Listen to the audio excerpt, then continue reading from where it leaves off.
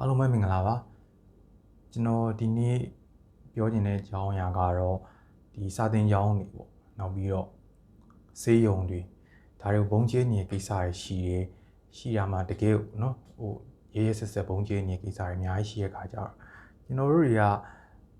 ပြန်ပြီးတော့လက်တုံ့ပြန်မဲ့ကိစ္စတွေခဏထားပြီးတဲ့ခါကျကိုခုခံကာကွယ်ပိုင်ခွင့်ပေါ့เนาะတကယ် 100% အပြည့်အဝခုခံကာကွယ်ပိုင်ခွင့်ကိုပထမဆုံးယူထားမယ်အဲ့ဒီခါကျကျွန်တော်တို့ဘာတွေလိုအပ်နေရလဲဆိုဘုံခိုခြင်းတွေဖန်ကာเนาะအကောင်းစားတွေပဲဖြစ်เนาะ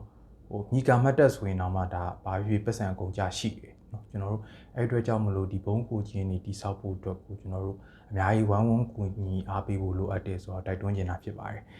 အဲ့အတွက်လည်းအခြားဒီညီကိုမောင်နှမတွေလည်းပါဝင်ကြမယ်လို့ကျွန်တော်ယုံကြည်တယ်ပေါ့เนาะဒါတွေကလူသက်လက်နဲ့မဟုတ်ဘူးဒါကိုခုခံကာကွယ်ပိုင်ခွင့်အတွက်လုပ်တာဖြစ်တယ်ဆိုတော့ပြောချင်တာဖြစ်ပါတယ်ကျေးဇူးတင်ပါတယ်